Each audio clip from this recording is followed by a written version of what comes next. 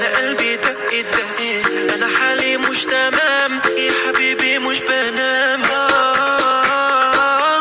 Assalamu alaikum everyone. Hello from Abu Dhabi. Hope you guys are doing well.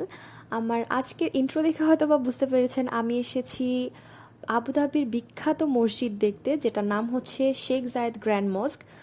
Google করলে যদি বলে যে Abu ধাবিতে must visit কোন প্লেসটা আছে, সেটাতে সেকেন্ডে আসবে হচ্ছে আবু ধাবির এই বিখ্যাত মসজিদটি।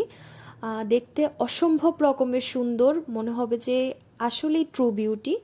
আর মসজিদটা বাইরে থেকে যতটা না বেশি সুন্দর, ভিতরের তার কারুকার্য এবং প্রত্যেকটা প্লেস, মহিলাদের নামাজের স্থান, তারপর হচ্ছে মহিলাদের অজু করার স্থান, প্রত্যেকটা খুবই সুন্দর।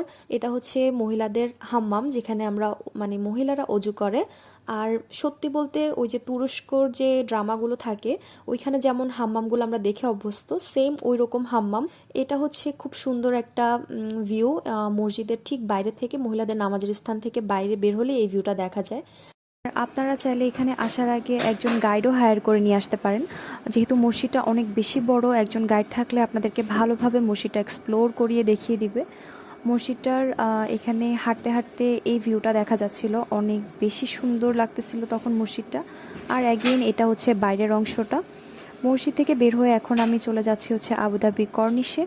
যদিও ওয়েদার কয়দিন যাবৎ ভালো না থাকার কারণে আবুধাবি কর্নিশ, ওটা হচ্ছে বিচ সাইড, ওখানে হচ্ছে কাউকে নামতে দিচ্ছিল না। কিন্তু ওয়েদার যদি ভালো হতো তাহলে অবশ্যই এখানে অনেক মানুষ দেখা যেত।